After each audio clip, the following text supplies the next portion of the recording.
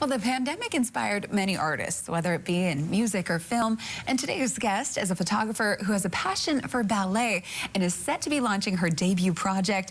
And we're so lucky to have her here to tell us all about it. Lisa Cho joins us. Aloha. Thank you so much for having me. Of course, so happy to have you because this is really exciting. So you have ballet on film going to be debuting. Can you tell us about the collection and what inspired it? Sure. It actually started as a project based on classical ballet in Hawaii. Hawaii isn't necessarily known as about classical ballet as dance. People think of like Polynesian dance, right? So I thought that'd be a very interesting project. But as the pandemic hit, and as you know, everyone's life has been so affected by it, the project actually shifted. It did a pirouette, if you will. Actually, a silver lining is that the project became a much more intimate story about how Honolulu Classical Ballet has been navigating and been really innovative with finding ways for their artists to still perform and celebrate the art with what's going on.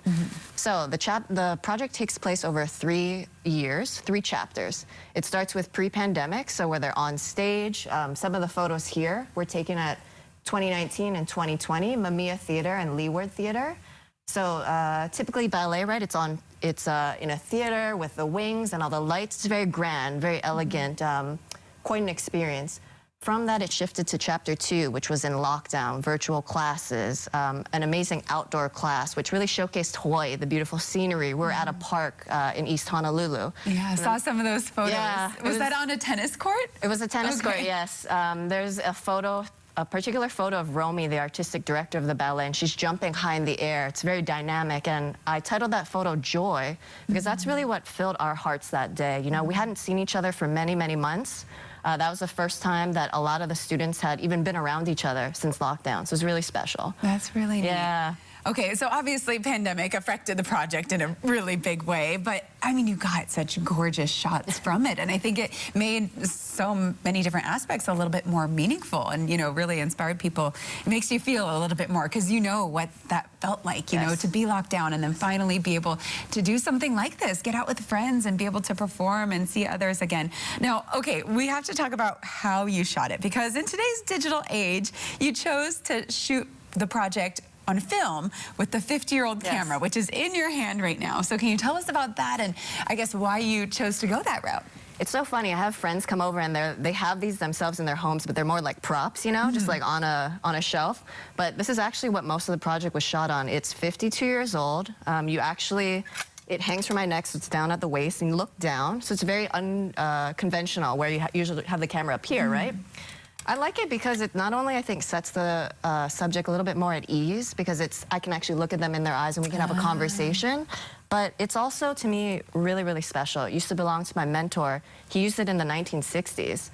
And so I'm using that it now. exact camera.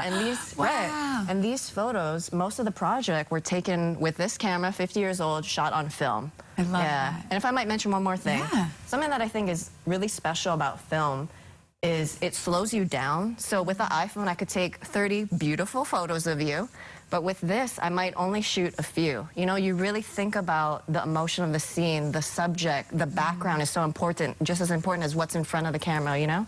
So I took about 36 shots for each chapter of this project, which I'm proud of, you know? It's important today in this digital life where everything's so fast, to slow down and like think about things, and that's one of the reasons I really love film. Love it. And I love how, you know, you came about getting into photography because, you know, that's something many people start a little bit earlier, but you didn't really pick it up full time until your 30s.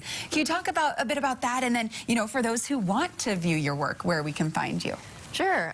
Yes, I think it's important to follow your heart with whatever you're doing. And for me, I've always been a very visual person. You know, when I met you this morning, that color on you with your skin tone and your hair and your eyes, it really pops. Oh, thank you. So I've always been very visual, and I thought it's a natural progression that I would eventually maybe pick up a camera. And I like to tell people the story the way I see it and the way I experience it, and shooting on film lets me do that. Wonderful. And again, where we can find your work now. Kelly, yes.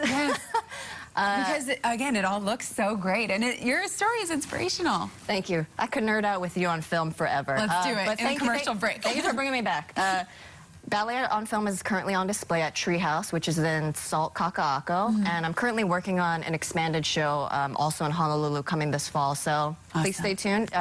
My website is lisakcho.com, and then I'm also on Instagram at lisakcho. Perfect. So make sure you follow her along there. Thank you so much for joining us, though, and I'm so excited to see your work in person. Well, a little bit more at the exhibition. All right. Well